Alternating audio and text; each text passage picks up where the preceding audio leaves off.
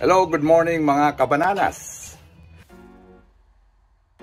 Ito si Mang Tutsule, October na. So, gagawa tayo ng isang potahe o isang luto na tawag ko ay ukoy. Itong ukoy na to ay kombinasyon ng Bicol at Bataan. Itong Bicol ukoy ko, hipon, kombinasyon ng hipon at saka kamote, sibuyas at saka daon ng sibuyas at saka bawang. Ito naman galing ng Balanga, Bataan ay hipon, puso ng saging. Kaya yan, pagko-combine natin para super sarap. Ito ay pwedeng ulam at pwedeng merienda. Ito yung puso ng saging, hipon, kamote, daon ng sibuyas, itlog, magic sarap, at saka bawang. Yan ang mga sahog natin. Pagsasama-samahin natin yan, yan lang ang mga gamit natin. Okay. Ito mga kabananers, gagamitin natin ng rock salt ito. Itong puso ng saging para maalis yung pakla nito. Yan, lalagyan muna natin. Tapos, medyo lalamutamin natin yan. Para maalis yung parang pinakapakla niya. Mamaya-maya magtutubig-tubig na yan. Tapos, pagka nagtubig-tubig na yan, na-feel ko na nagbabasa-basa na. Yan. So, maya-maya, mabalikan ko yan, iiwanan muna. Tapos, isusunod ko itong hipon. Itong pa natin, yung hipon, may mga sungot ito eh. Yan. O buhok niya. Para maalis natin, gagamitan natin ng stick. Ito. Gusto ko na, tagal ko na sanang gustong ituro sa inyo yan. Ito.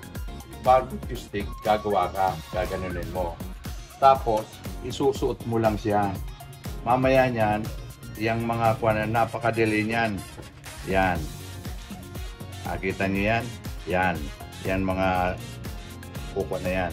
Tapos, aalisin mo na lang yan.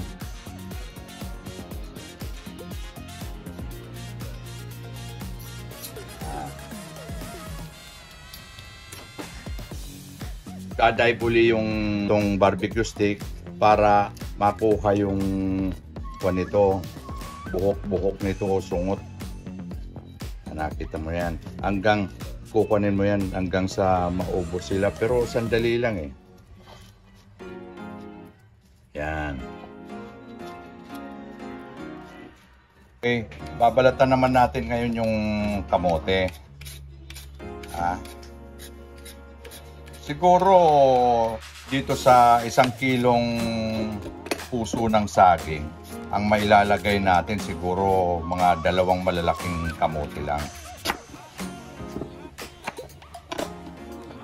Ito slicein natin ng maninipis. Slicein natin ng maninipis yan para naman yan masarap na i-kuhan yan sa ano.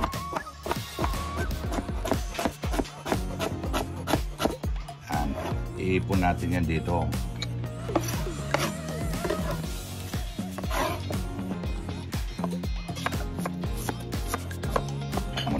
Sibuyas, ganito kahaba.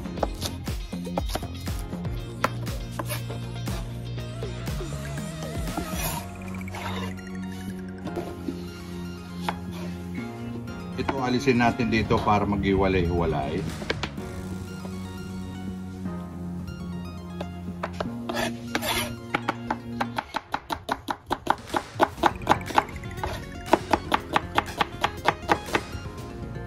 Walay-walay yan.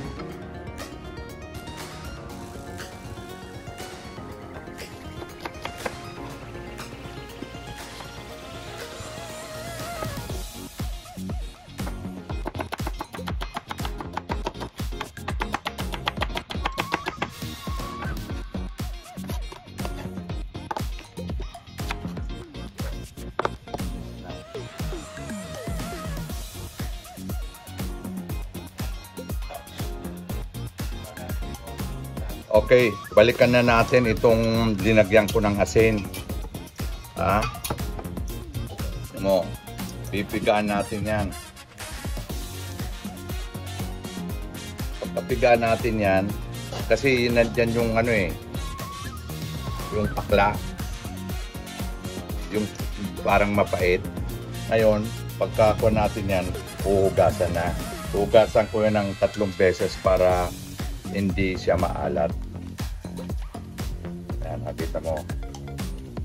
Asin lang ang ilinagay natin dyan.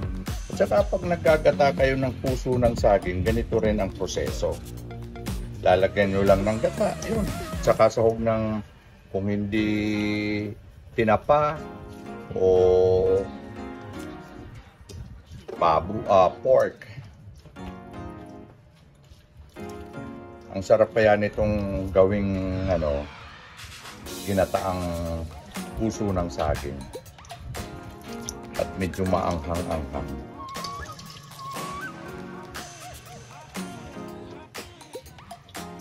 Okay, huhugasan ko na to. Huhugasan ko na to ng 3 beses. Okay. Yan, hugasan na natin ng tubig. Pipigaan uli para malis yung tas.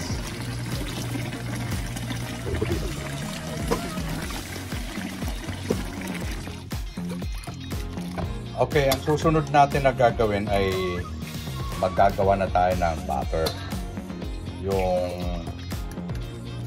papatin na natin.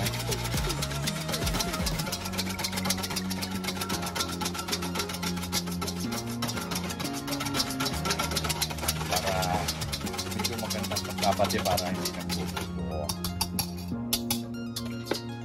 Lalagyan na natin ng harina.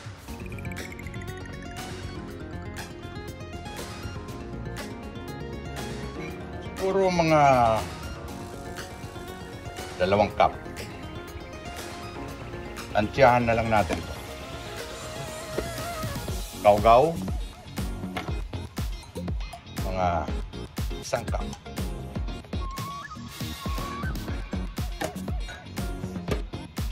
Paminta. 1 kutsara. Haluin na natin. Yan, tubig.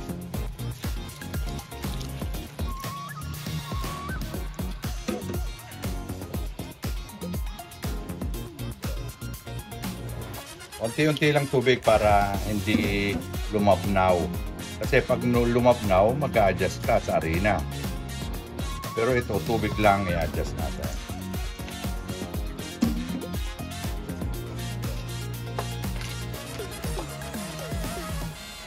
Yan.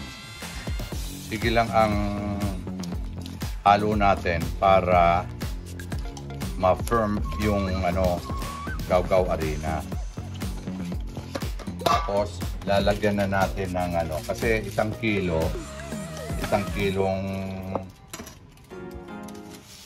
kaunti lang naman itong magic sarap para mabalanse ang lasa. 2 ilinagay ko.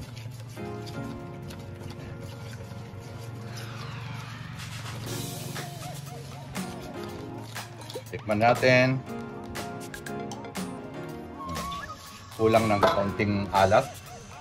Ito, lagyan natin ng konting patis para masarap. Yun na lang, instead of salt, patis ang ilagay natin. Okay? So, ilalagay ko na ngayon ang itong bawang.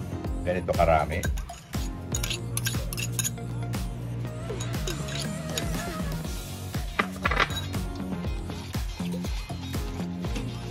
Ilalagay ko na tong sibuyas at saka dahon ng sibuyas.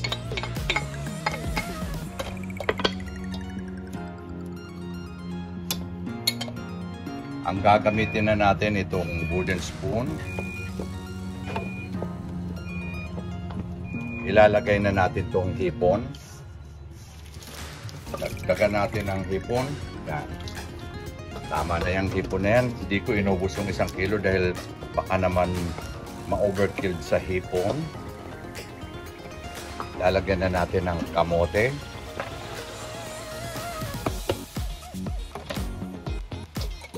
Halo.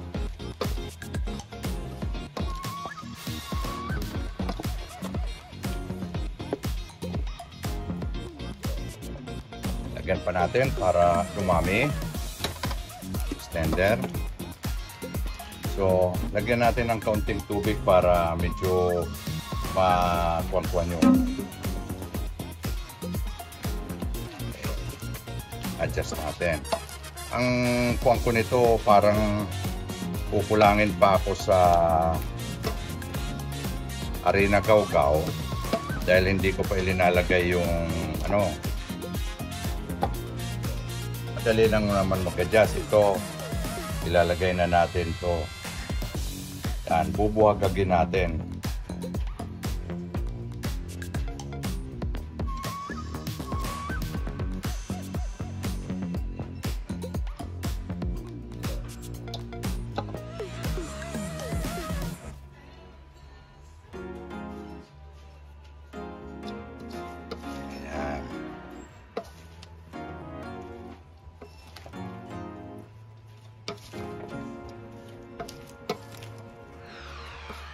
So, medyo kinulang pa ako.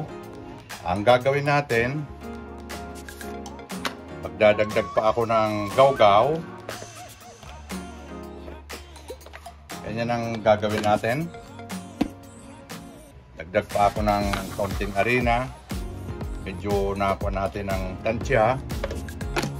Tapos, paminta. At saka tubig.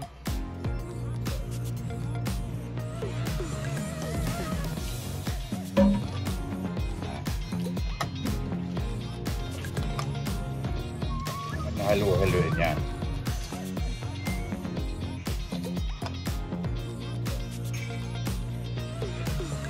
Konting tubig pa siguro.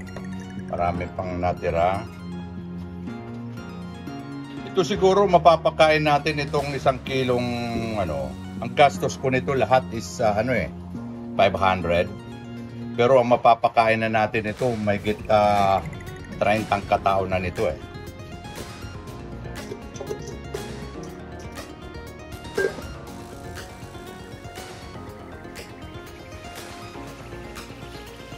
Pero ang kailangan lang natin i-mix lang ng i-mix.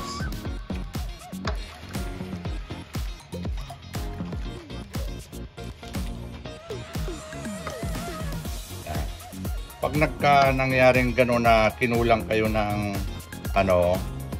yung flour, ito kasi marami. Pero kung kaunti lang naman ang lulutuin ninyo, mga pang 10 katao o kaya 20 katao, sandali lang ito.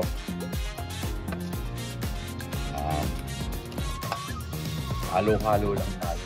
After ng mga ilang adjustment ko, linagyan ko na ng Arena Gawgaw. Ito lumapot na siya. Pwede nyo naman lagyan ng Ajinomoto, optional kung wala kayong magic sarap. Salt and pepper. And MSG, pwede naman.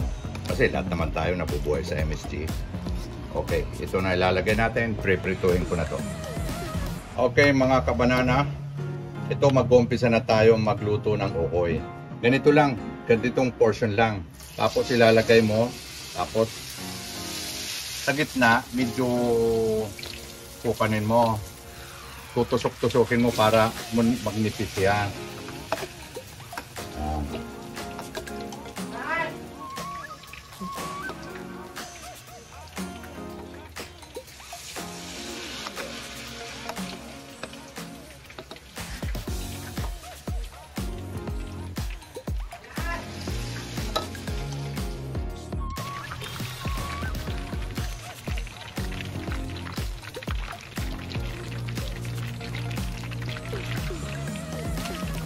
Babalik na rin na natin.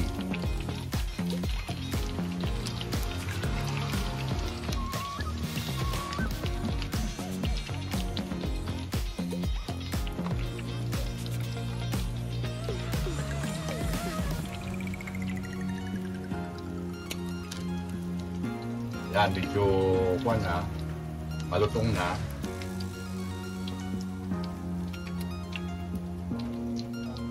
Yan natin. Boom.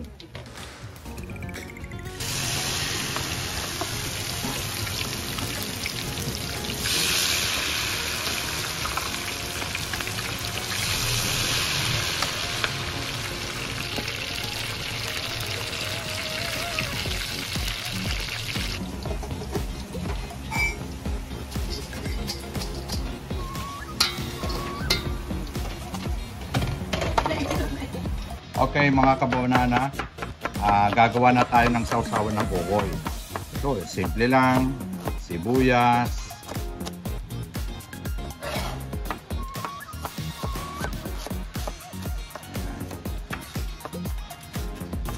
dita natin para masarap.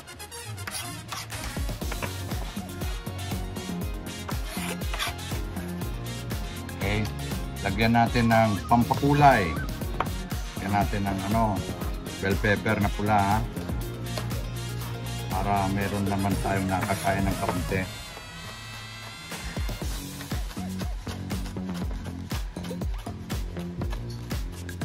Okay, litan pa natin ng kaunti.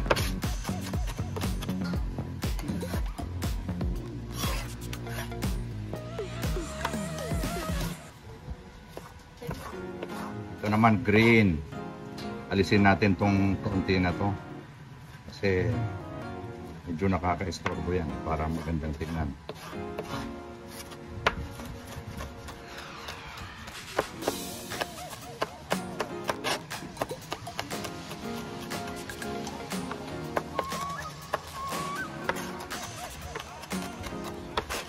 Okay, so tapos na tayo niyan. Lagyan pa natin ng siling sigang para masarap. Medyo may kaunting anghang. Alam mo naman sa Bicol ang sili ay dinalagyan namin ng tali pag bumabagyo Medyo kasi pampasarap sa pagkain ng sili. Ngayon, lalagyan na natin ng suka. Any kind of suka, pero mas masarap yung sukang kilala mo na. So, lalagyan natin ng konting salt. Lalagyan natin ng paminta. At saka, lagyan natin ng konting suka. Siguro isang scoop of sugar. Halo-haloin na natin. Yan. Tapos titikman natin kung medyo maanghang na.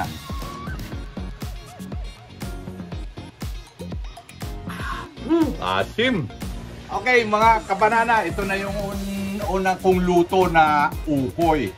Titikman na natin. Super crispy. Ha? Ito. 1/4 pa lang to sa niluluto ko. Yung sinabi ko sa inyo na 1 kilong puso ng saging at saka 1 kilong kamote at saka 1 kilong hipon. Ito na ngayon, kabanana, titikman na natin. Crunchy ito. Ha? Yan. Oh. Lalagyan ko pa ng ito ba? Sarap na suka, oh. Oh.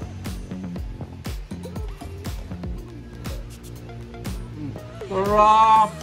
Diyos ko po. Ito pwede na tong pang-ulam, pwedeng pang-merienda. Madali lang ito sa mga tropa pag may bisita kayo. Ang sarap po. Ito pa. Narinig nyo ba yung crack yan? Crispy dahil dun sa kamote. Yan. Lagyan pa natin ng isa pa. May sili pa, oh. Yan, lalagyan na natin ng sili. Oh. Oh, mga kabanana, sali na kayo. Kain na tayo. O kaya, gumawa na kayo ng ukoy.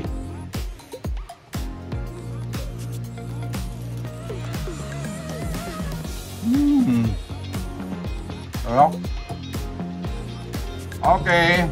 See you another vlog. Ika nga pala. Huwag niyong kalimutan na mag-like, subscribe, at mag-share sa aking vlog. Okay? See you, kabanana.